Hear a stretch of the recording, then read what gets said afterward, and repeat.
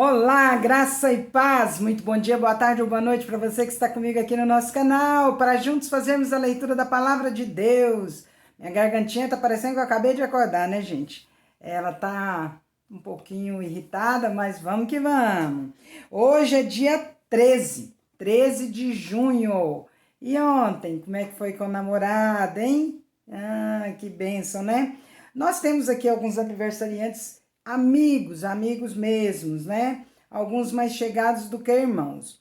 É o Gilberto Bessa, né? O Gilberto Bessa, filho, Gilberto, esposo da nossa irmã querida Lili, lá de Tuiutaba, só que eles moram em Uberlândia. E o filho dele, o Davi, aliás, o neto dele, né? O Davi Bessa, né? Também eu tenho a Eliane Benício, a minha querida amiga do Instituto Bíblico. Tenho também o Antônio Vicente, meu colega do Colégio Agrícola. Parabéns para vocês. Se vocês me ouvem, eu fico muito feliz. Se não, alguém que ouvir, leve os meus parabéns às pessoas que aniversariam hoje. Vamos para a leitura, que eu estou muito feliz com a participação já de algumas pessoas aí, contribuindo já para a nossa construção da igreja. Eu quero dizer para vocês que nós temos um caderno dourado, que o nome de vocês está indo para lá e vai fazer parte dessa história, né? Para a glória de Deus. E as pessoas participando aqui do nosso sorteio, que depois da manhã já vai encerrar, né? Hoje é 13, 14, 15. Amanhã já encerra, não pode mais, porque no dia 16 eu já faço o sorteio, tá bom? Então vamos que vamos. 1 Reis 11, do versículo 1 até o capítulo 12, versículo 19. Vem comigo que a leitura é abençoada. Vamos que vamos. O rei Salomão amou muitas mulheres estrangeiras. Além da filha do faraó, ele se casou com mulheres de Moabe, de Amon, de Edom, de Sidom e dos Hititas. O Senhor havia instruído os israelitas claramente: não se casem com mulheres dessas nações, pois desviarão seu coração para os deuses delas. E, no entanto, Salomão amou essas mulheres.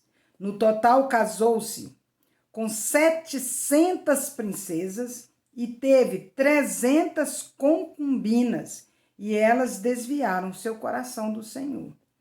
Quando Salomão era idoso, elas o induziram a adorar outros deuses em vez de ser inteiramente fiel ao Senhor seu Deus, como seu pai Davi tinha sido. Salomão adorou Astarote, a deusa dos Sidônios, e Moloque, o repulsivo deus dos Amonitas. Com isso, Salomão fez o que era mal aos olhos do Senhor, recusou-se a seguir inteiramente o Senhor como seu pai Davi tinha feito. No monte que fica a leste de Jerusalém, chegou a construir um lugar de culto para Camus, o repulsivo deus de Moabe, e outro para Moloque, o repulsivo deus dos Amonitas. Salomão construiu esses lugares de culto para que suas esposas estrangeiras queimassem incenso e oferecessem sacrifícios aos deuses delas. O Senhor se irou com Salomão porque o coração dele tinha se desviado do Senhor, o Deus de Israel, que lhe havia aparecido 2 vezes. Ele tinha advertido Salomão especificamente de que não adorasse outros deuses, mas Salomão não obedeceu à ordem do Senhor. Por isso o Senhor lhe disse: uma vez que você não cumpriu minha aliança e desobedeceu a meus decretos, certamente tirarei de você o reino e o entregarei a um de seus servos. Mas por causa de seu pai Davi, não farei isso enquanto você estiver vivo. Tirarei o reino de seu filho e ainda assim não tirarei dele o reino inteiro. Deixarei que governe sobre uma tribo por causa do meu servo Davi e de Jerusalém, a cidade que escolhi. Então o Senhor levantou o edomita Hadade, da família real de Edom, para ser adversário de Salomão. Anos antes, Davi tinha derrotado Edom. Joabe, comandante do exército de Davi, tinha ficado para trás a fim de enterrar alguns soldados israelitas mortos na batalha. Enquanto estavam ali, mataram todos os homens de Edom. Joabe e o exército de Israel tinham permanecido ali 6 meses até matarem todos os edomitas. Contudo, Hadade e alguns dos oficiais de seu pai conseguiram fugir e seguiram para o Egito. Na época, Hadade ainda era bem jovem. Partiram de Midian e foram para Parã, onde outros se juntaram a eles. Em seguida, foram ao Egito e se apresentaram ao faraó, o rei do Egito, que lhes ofereceu casas, sustento e terras. O faraó se agradou de Hadade e lhe deu em casamento sua cunhada, a irmã da rainha Táfnis. A esposa de Hadade deu à luz um filho chamado Genubate. Táfnis o criou na casa do faraó, entre os próprios filhos do faraó. Quando chegou a Hadade no Egito a notícia de que Davi e seu comandante Joabe estavam mortos, ele disse ao faraó: "Deixe-me voltar para minha terra." "Por quê?" perguntou o faraó. "O que lhe falta aqui para que você queira voltar para sua terra?" "Não me falta nada", respondeu ele. "Ainda assim peço que me deixe voltar." Deus também levantou Rezon, filho de Eliada, para ser adversário de Salomão. Rezon havia fugido de seu senhor Hadadezer, rei de Zobá, e se tornado líder de um bando de rebeldes. Depois que Davi derrotou Hadadezer, Rezon e seus homens fugiram para Damasco, onde Rezon se tornou rei. Ele foi inimigo ferrenho de Israel durante o resto do reinado de Salomão, e assim como Hadade, causou muitos problemas. Rezon continuou a reinar na Síria e odiava Israel profundamente. Outro líder rebelde foi Jeroboão, filho de Nebate, um dos próprios oficiais de Salomão. Veio da cidade de Zeredá, em Efraim. Sua mãe era viúva e se chamava Zerua. Esta é a história por trás de sua rebelião. Salomão estava construindo o aterro e reparando os muros da cidade de Davi, seu pai. Jeroboão era um jovem muito capaz e, quando Salomão viu como era diligente, encarregou-o dos trabalhadores das tribos de Efraim e Manassés, os descendentes de José. Certo dia, quando Jeroboão saía de Jerusalém, Aías, profeta de Siló, encontrou-se com ele no caminho. Aías vestia uma capa nova, enquanto os dois estavam sozinhos no campo. Aías pegou sua capa nova e a rasgou em 12 partes. Disse a Jeroboão: "Fique com 10 pedaços, pois assim diz o Senhor, o Deus de Israel: Estou prestes a tirar o reino das mãos de Salomão e a entregar 10 tribos a você. Contudo, deixarei uma tribo para ele, por causa do meu servo Davi e de Jerusalém, a cidade que escolhi dentre todas as tribos de Israel. Pois Salomão me abandonou e adorou Astarote, a deusa dos Sidônios, Camus, o deus de Moabe, e Moloque, o deus dos Amonitas. Não seguiu meus caminhos, nem fez o que me agrada. Não obedeceu a meus decretos e estatutos, como fez seu pai Davi.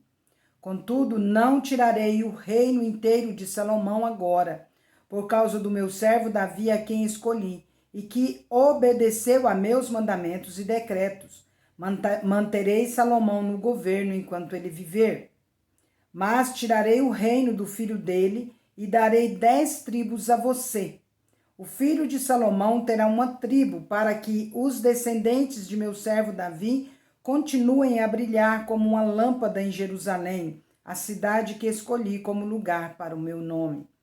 Eu o colocarei no trono de Israel e você governará sobre tudo o que seu coração desejar. Se der ouvidos ao que digo, seguir meus caminhos e fizer o que me agrada, e se obedecer a meus estatutos e mandamentos, como fez meu servo Davi, sempre estarei com você. Estabelecerei para você uma dinastia, como fiz com Davi, e lhe darei Israel por causa do pecado de Salomão. Castigarei os descendentes de Davi mas não para sempre. Salomão tentou matar Jeroboão, mas ele fugiu para junto de Sisaque, rei do Egito, e ficou ali até a morte de Salomão. Os demais acontecimentos do reinado de Salomão, incluindo todos os seus feitos e sua sabedoria, estão registrados no livro de Atos de Salomão. Salomão reinou por 40 anos sobre todo Israel em Jerusalém. Quando morreu e se reuniu a seus antepassados, foi sepultado na cidade de Davi, seu pai. Seu filho Roboão foi seu sucessor. Roboão foi a Siquém, onde todo Israel havia se reunido para proclamá-lo rei. Quando Jeroboão, filho de Nebate, soube disso, voltou do Egito para onde havia fugido do rei Salomão. Os líderes de Israel convocaram Jeroboão e ele e toda a comunidade de Israel foram falar com Roboão. Seu pai foi muito duro conosco, disseram. Alivia a carga pesada de trabalho e de impostos altos que seu pai nos obrigou a carregar. Então seremos seus súditos leais. Roboão respondeu: Deem-me 3 dias para pensar. Depois voltem para saber minha resposta. E o povo foi embora. O rei Roboão discutiu o assunto com os homens mais velhos que haviam sido conselheiros de seu pai Salomão. O que vocês aconselham? Perguntou ele. Como devo responder a este povo? Eles disseram: Se o Senhor estiver disposto a servir este povo hoje e lhe der uma resposta favorável, eles serão seus súditos leais para sempre. Mas Roboão rejeitou o conselho dos homens mais velhos e pediu a opinião dos jovens que haviam crescido com ele e agora o acompanhavam. O que vocês aconselham? Perguntou ele. Como devo responder a este povo que deseja que eu alivie as cargas impostas por meu pai? Os jovens responderam: Você deve dizer o seguinte a essa gente que diz que seu pai foi muito duro com eles e que pede alívio. Meu dedo mínimo é mais grosso que a cintura de meu pai. Sim, meu pai lhes impôs cargas pesadas, mas eu as tornarei ainda mais pesadas. Meu pai os castigou com chicotes comuns, mas eu os castigarei com chicotes de pontas de metal. 3 dias depois, Jeroboão e todo o povo voltaram para saber a decisão do rei, como ele havia ordenado. Roboão lhe respondeu com aspereza, pois rejeitou o conselho dos homens mais velhos e seguiu o conselho dos mais jovens. Disse ao povo: Meu pai lhes impôs cargas pesadas, mas eu as tornarei ainda mais pesadas. Meu pai os castigou com chicotes comuns, mas eu os castigarei com chicotes de pontas de metal. Assim, o rei não atendeu o povo. Essa mudança nos acontecimentos foi da vontade do Senhor, pois cumpriu a mensagem do Senhor a Jeroboão, filho de Nebate, por meio do profeta Aías de Siló. Quando todo Israel viu que o rei não iria atender a seu pedido, respondeu: Abaixo a dinastia de Davi. O filho de Jessé nada tem a nos oferecer. Volte para casa, Israel. E você, Davi, cuide de sua própria casa. Então o povo de Israel voltou para casa e Roboão voltou para casa. Roboão, porém, continuou a governar sobre os israelitas que moravam nas cidades de Judá. O rei Roboão enviou Adonirão, encarregado dos trabalhos forçados, para restaurar a ordem, mas o povo de Israel o apedrejou até a morte. Quando essa notícia chegou ao rei Roboão, ele subiu rapidamente em sua carruagem e fugiu para Jerusalém, e até hoje as tribos do norte de Israel se recusam a ser governadas por um descendente de Davi. Atos 9, de 1 a 25. Aí, gente, voltando ali atrás um pouquinho, a gente vê a história, né, atual, né? As rixas que tem ainda lá naquele meio, eu não sei, do Oriente Médio, ali onde temos aquela situação toda difícil entre os israelitas, né? É complicado ali, por conta de tudo isso aqui, ó, as consequências. Atos 9, de 1 a 25.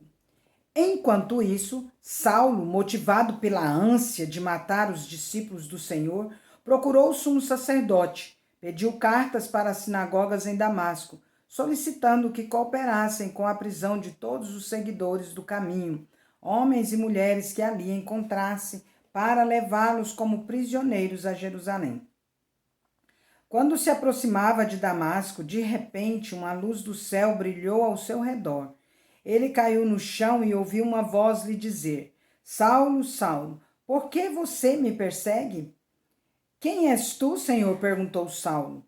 E a voz respondeu: Sou Jesus, a quem você persegue. Agora levante-se e entre na cidade, onde lhe dirão o que fazer. Os homens que estavam com Saulo ficaram calados de espanto, pois ouviam uma voz, mas não viam ninguém. Saulo levantou-se do chão, mas ao abrir os olhos estava cego. Então o conduziram pela mão até Damasco. Lá ele permaneceu cego por 3 dias e não comeu nem bebeu coisa alguma. Havia em Damasco um discípulo chamado Ananias. O Senhor o chamou numa visão. Ananias? Sim, Senhor, respondeu ele. O Senhor disse: Vá à rua direita, à casa de Judas. Ao chegar, pergunte por um homem de Tarso chamado Saulo. Ele está orando neste momento. Mostrei-lhe numa visão um homem chamado Ananias, chegando e impondo as mãos sobre ele, para que voltasse a enxergar. Ananias, porém, respondeu: Senhor, ouvi muita gente falar das coisas horríveis que esse homem vem fazendo ao teu povo santo em Jerusalém.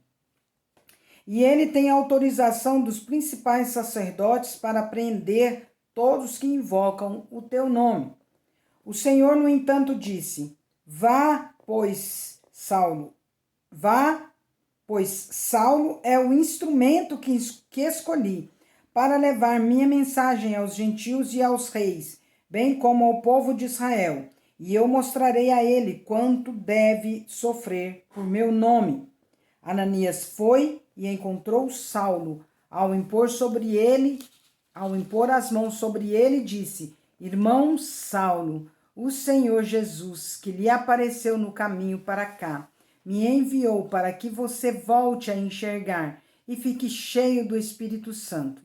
No mesmo instante, algo semelhante a escamas caiu dos olhos de Saulo e sua visão foi restaurada.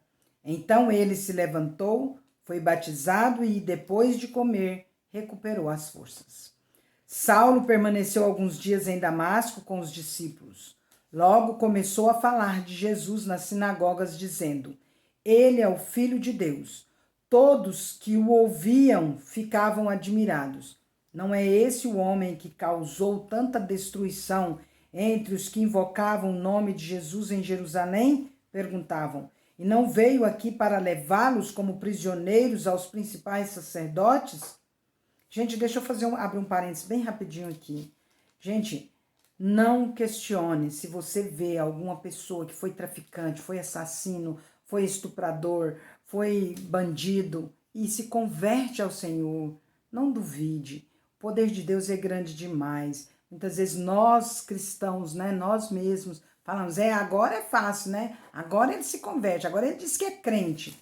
Pois Deus faz, Deus transforma. Deus transformou Saulo. Saulo era assassino. Saulo perseguia os cristãos e de perseguidor ele passou a ser perseguido. Então não duvide do poder de Deus de salvar. Por isso também não cesse de orar pela conversão dos seus familiares. Aquele mais difícil que você pensa que não poderá ser salvo, porque Cristo pode sim libertá-lo das trevas e trazê-lo para a luz maravilhosa dele.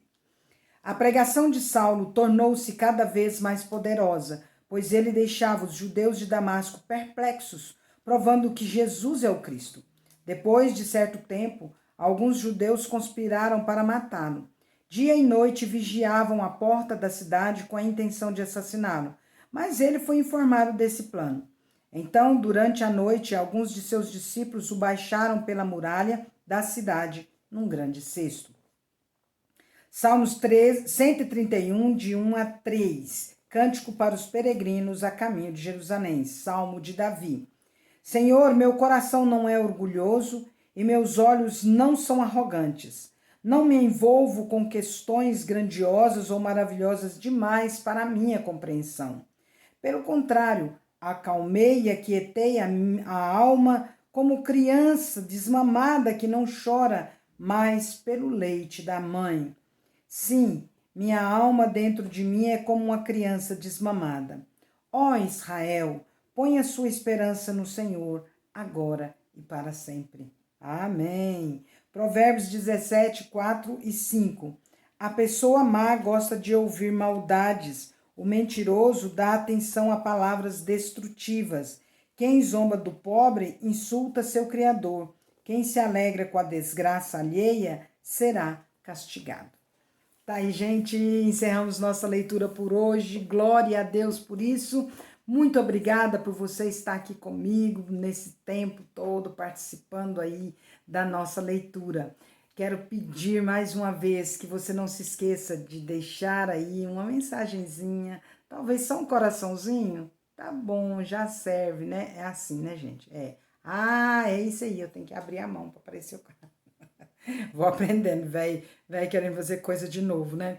E outra coisa, não deixe de deixar o seu like, não deixe de compartilhar, que é aquela setinha que vai assim, né? E não deixe de ativar o sininho para você receber as notificações, tá bom?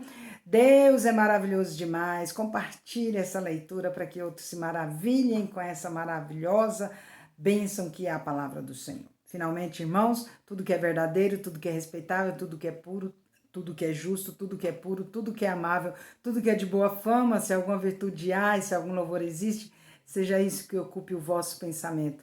E o meu também, em nome de Jesus. Amém? Deus é justo e bom! Vamos!